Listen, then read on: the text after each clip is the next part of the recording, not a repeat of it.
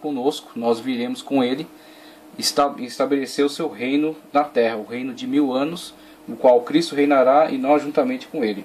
Então, passando para essa questão do arrebatamento, seguimos em frente aí, tratando agora acerca do arrebatamento da igreja.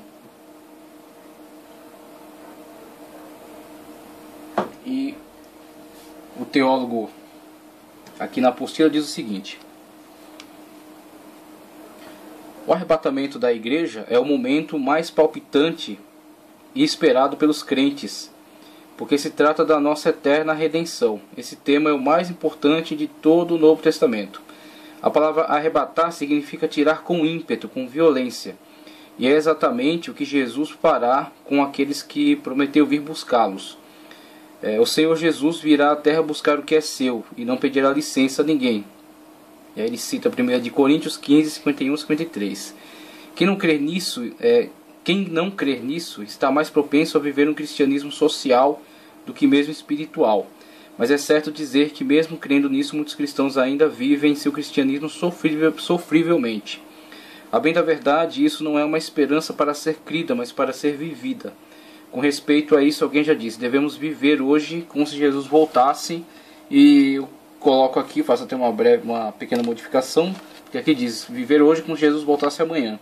Na verdade, eu acho que o correto é dizer: viver hoje como se Jesus voltasse a qualquer momento, né? Porque se talvez pense que Jesus volte amanhã, seja surpreendido.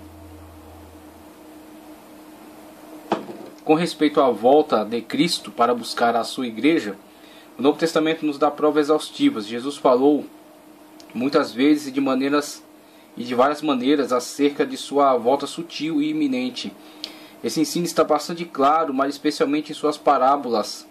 Por isso ficai também vós apercebidos, porque a hora em que não cuidais, o Filho do Homem virá. Veja só como o próprio Senhor Jesus descreve o evento da sua vinda e como há distinção entre as duas etapas do mesmo evento. Então a vinda de Cristo é o evento, um evento. Só que este evento está dividido em duas etapas. E essas etapas estão claramente especificadas, sendo a primeira etapa, chamada arrebatamento da igreja, é descrita sempre como algo que pega as pessoas de surpresa. Então não é possível fazer a simplificação daquilo que tem feito os pós-milenistas e os pré-milenistas históricos, no sentido de dizerem que não há possibilidade para enxergarmos as duas etapas, que na verdade o evento é também uma só etapa, sendo na verdade apenas a vinda do Senhor em glória para estabelecer o seu reino, quando todos os olhos verão. Isso na verdade seria ignorar essas narrativas em que o próprio Senhor Jesus fala acerca da sua vinda como que de surpresa, pegando as pessoas de surpresa. A sua vinda como algo que não será visualizado, não será visto. É algo que deixará as pessoas atônitas, uma vez que não poderão entender corretamente aquilo que acabou de se passar com eles. De tal forma, como foi rápido, como nos apanhou de surpresa, ficaram atônitas. Então é esse o sentimento que nos transmite os textos onde Cristo descreve e onde Paulo também descreve o mesmo evento. Então logo, estamos falando de dois eventos, estamos falando aliás de duas etapas do mesmo evento. Sendo a primeira etapa um momento em que o Senhor arrebata o seu povo, toma o seu povo para si de forma surpreendente, pegando muitos de surpresa, muitos que não estão aguardando, por isso pegando muitos de surpresa, tá certo? E uma segunda etapa do mesmo evento, quando ele juntamente com estes a quem ele tomou para si, que foram tirados para o Senhor, ele juntamente com esses virá agora declaradamente, claramente, à luz dos olhos, manifestadamente a todos, onde todos verão e se lamentarão por aquele a quem crucificaram. Por exemplo, é uma descrição que é dada desse evento. Então, enquanto num evento há um elemento surpresa, no segundo evento há um elemento de anunciação, de proclamação. Tá certo? Então são etapas distintas de um mesmo evento.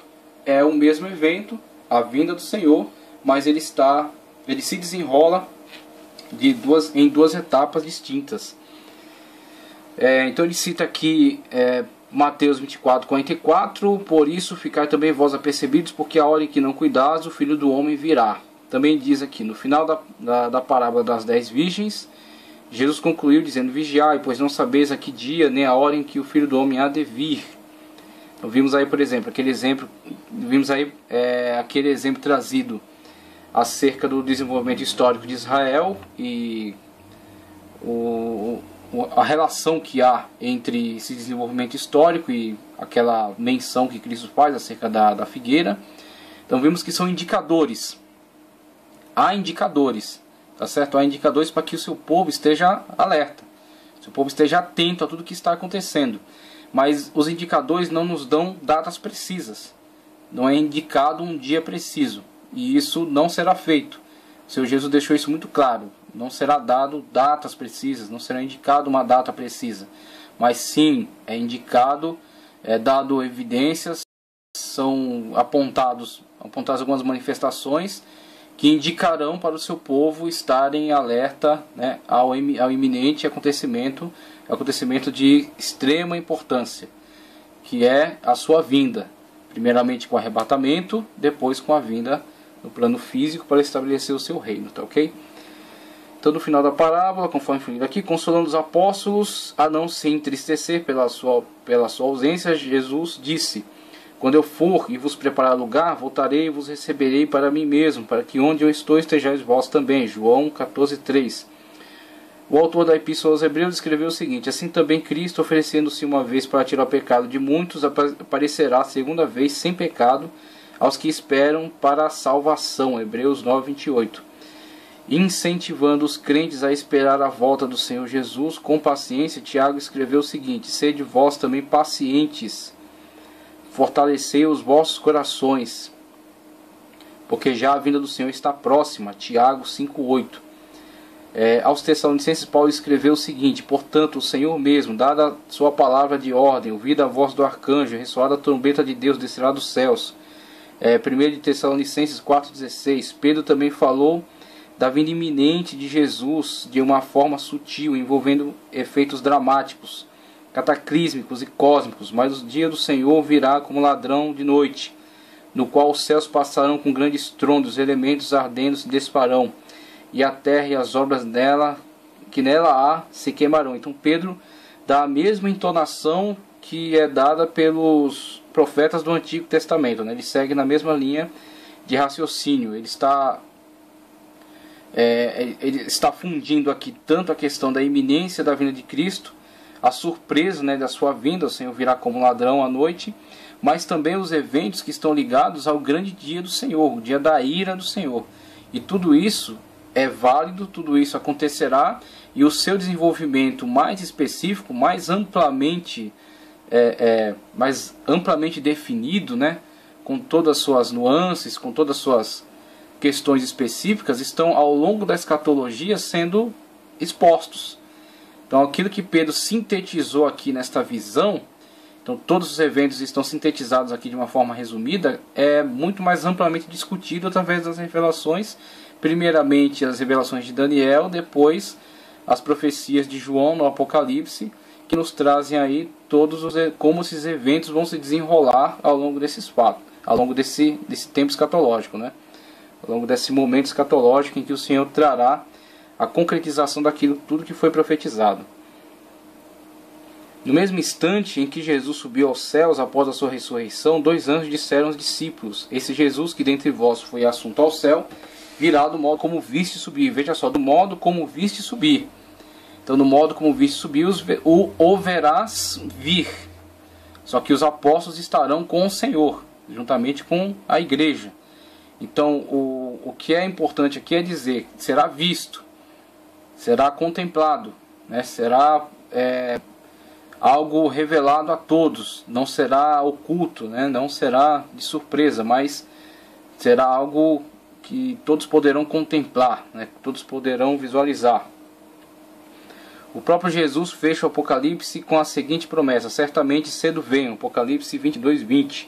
Então tem esses diversos textos bíblicos que estão relacionados ao evento, ao grande evento, né, a vinda do Senhor, e analisando eles especificamente, a forma como descrevem, podemos visualizar tanto o arrebatamento quanto a vinda do Senhor, tanto quanto a parousia, né, que é a vinda física do Senhor em glória. Então, enquanto temos, num lado, a igreja sendo levada para Cristo, sendo tomada dentre a terra e arrebatada para o Senhor, aquilo que a palavra arrebatamento nos traz, né, da ideia do tomar de surpresa, com ímpeto. Quanto podemos visualizar em algumas descrições a tomada do povo de Deus para junto a Cristo, para perto de Cristo, e em outras descrições podemos ver a vinda do Senhor em glória. Então temos aí tantos versículos que ilustram o arrebatamento, quanto versículos que ilustram a parousia. Por isso que subdividimos os eventos e conseguimos então, alinhando essas duas descrições, encontrar a descrição total do evento, a vinda do Senhor. A vinda do Senhor está completamente descrita em arrebatamento e parousia. Arrebatamento visualiza essa tomada repentina e impetuosa do povo de Deus para perto de Cristo. E a parousia descreve a vinda de Cristo juntamente com os seus para implantar o seu reino.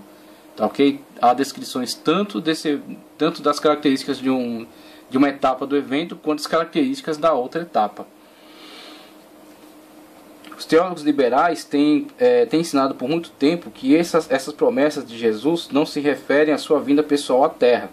Eles têm afirmado que o que entendemos por vinda pessoal de Cristo se refere ao ato da pessoa receber o Espírito de Cristo, bem como seus ensinamentos éticos para viver um tipo de vida moldada na forma de vida que ele viveu, à base da ética e do amor. Isso quer dizer que sempre que alguém se dispõe a copiar o tipo de conduta de Jesus, significa que Jesus veio para essa pessoa. Ou seja, a vinda de Cristo se dá através de ensinamentos e de modo de vida. Na realidade, não é ele que vem, mas seus ensinamentos para mudar a vida das pessoas. Então, o fato de algumas pessoas admitirem esse tipo de concepção decorre delas terem falhas graves na sua fé.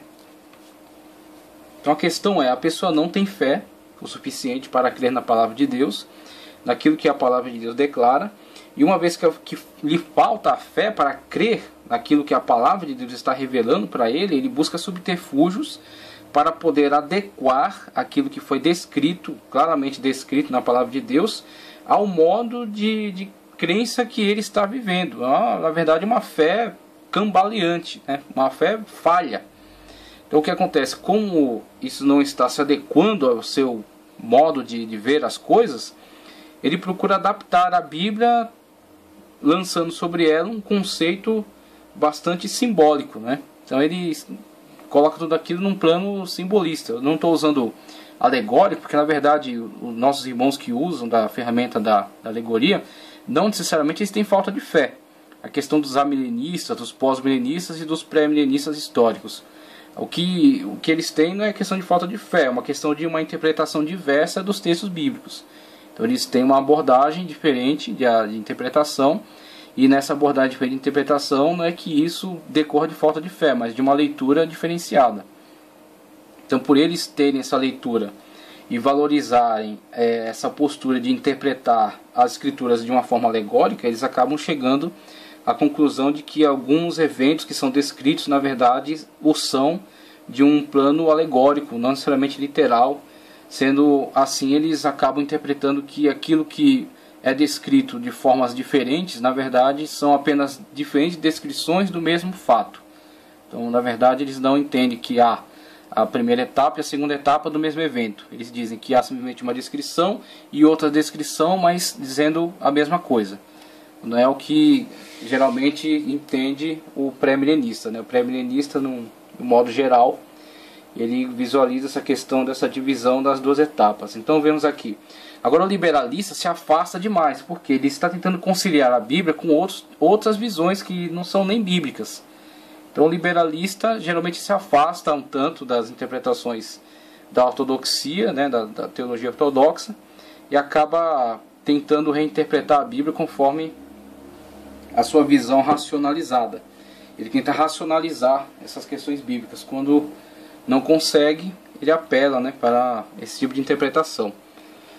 Aí vemos outras referências. 1 de Tessalonicenses 4,16, Paulo escreveu: pois o mesmo Senhor descerá do céu com grande brado. Nesse caso, se a vinda de Cristo se referisse aos seus ensinamentos, ou ao seu modo de vida, Paulo não teria dito o mesmo Senhor.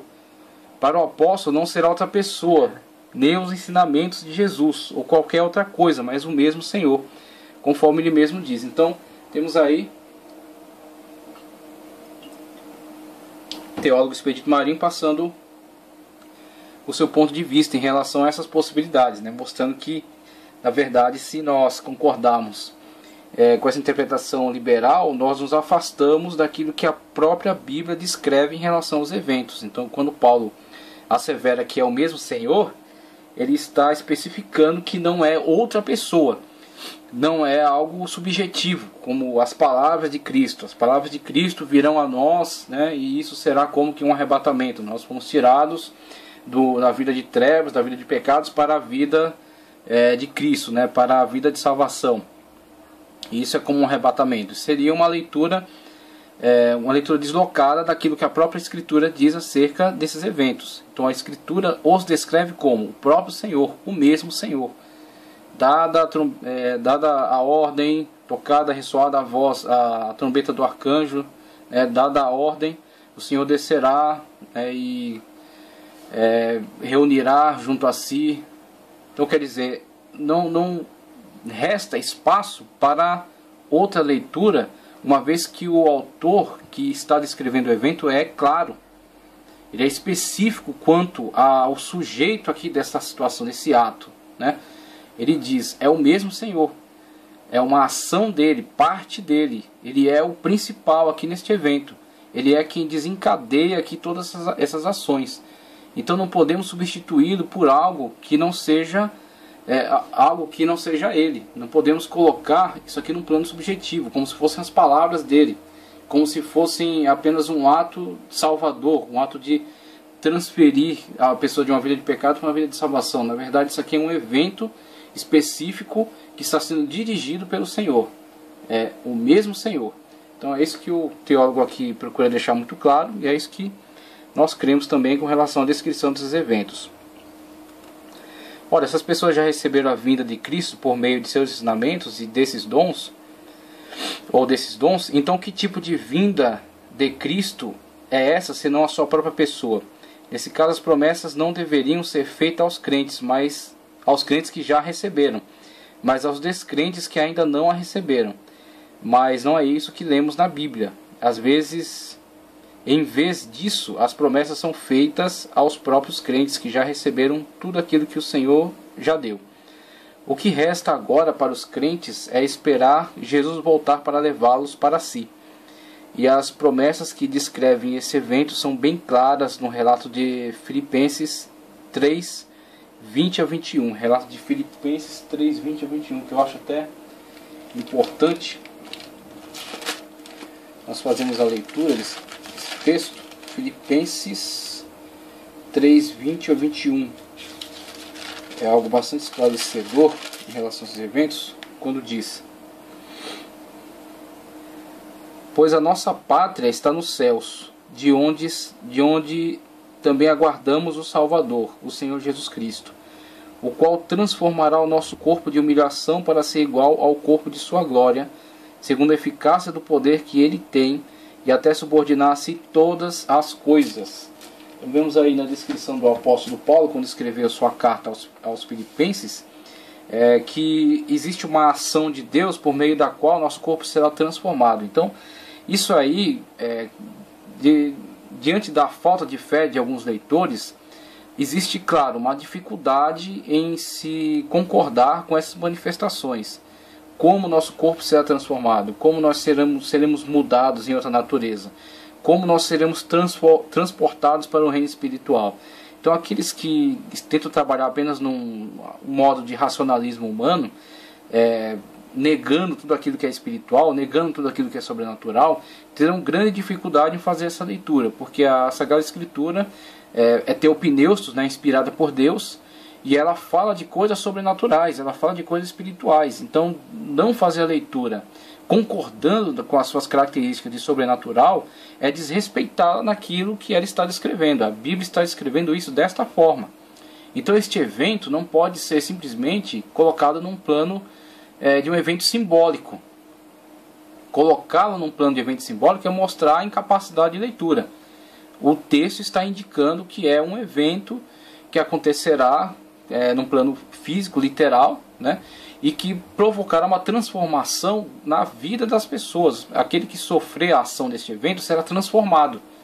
Haverá uma transformação de sua natureza. Explicar isso, colocar isso detalhadamente não é necessário, porque isso é um evento sobrenatural que aguarda o seu cumprimento. Quando este ser sobrenatural começar esse processo, desenrolar esse processo, então nós sofreremos a ação dele, este que tem competência para realizar esta ação. Então o Senhor, que tem competência para isso, realizará esse processo de transformação e levará aqueles que estão debaixo da sua salvação, aqueles que estão submetidos à sua graça, os levará para perto de si. Como? Transformando a sua natureza, fazendo com que recebam corpos gloriosos, assim como ele recebeu. Na sua ressurreição, ele deixou muito claro para os seus discípulos que, ao verem aquele homem que estava morto e que ressuscitou, não estavam vendo um espírito. Não estavam vendo, vamos colocar assim, uma alma penada, como muitos hoje colocariam, né? Não é um ser etéreo, não é um ser, não é uma emanação, não é uma luz, né? Não é um fantasma. É um ser que pode ser tocado, é um ser que pode tocar, é um ser que pode consumir alimento, tomar alguma bebida, ser tocado, né? Como ele fala para Tomé, tocar nas marcas, né? E tomar vergonha na cara, deixar de ser incrédulo e ser crente. Então fala para Tomé tocar, é possível tocar esse ser. Mas ao mesmo tempo que é possível tocar esse ser não está limitado nem ao tempo nem ao espaço. Porque ele diz aos discípulos para irem a Jerusalém, que ele vai encontrar-se com eles. Quando os discípulos chegam lá, Jesus já está lá. Por onde ele foi? Como ele chegou? Né? Quando os discípulos se reúnem num lugar fechado com medo da perseguição, da retaliação que estava sendo prometida, já programada pelos judeus, Jesus aparece no meio deles. Jesus não bate na porta, né? Jesus não espera lá de fora, toca a campainha, né? Manda alguém chamar, manda uma mensagem pelo WhatsApp. Não, nada disso. Ele simplesmente aparece no meio dos discípulos. Aí eles, diante daquele susto, eles ficam atônitos e aí ele já trata de tranquilizá-los. Não é um espírito, né? Tragam algo para comer. E aí mostra para eles que existe algo que está muito além da compreensão deles. Estava muito além da compreensão daqueles discípulos que estavam no momento, que contemplaram, que viram, que tocaram. E está muito mais distante ainda da compreensão da nossa geração. Nossa geração incrédula, nossa geração cética, nossa geração que tem sido atormentada por uma ciência ateia, inútil, ridícula, que tem negado aquilo que está diante dos seus olhos, né, acerca da ação de Deus, da criação de Deus. Não toda a ciência, porque tem muita ciência séria praticada por pessoas que respeitam as evidências, respeitam aquilo que é demonstrado pela própria natureza, além de crerem e respeitarem aquilo que a palavra de Deus diz acerca da verdade. Muitos cientistas que são pessoas coerentes. Então temos aí uma grande batalha a enfrentar, que é o que? Vencer essas barreiras, a barreira da incredulidade. Então a Bíblia nos descreve este evento desta forma. Não adianta inventar outra descrição, é esta. Não poderemos compreendê-la totalmente, como os discípulos que estavam diante do Mestre, num corpo glorioso, não compreenderam. Mas uma coisa podemos fazer, podemos crer.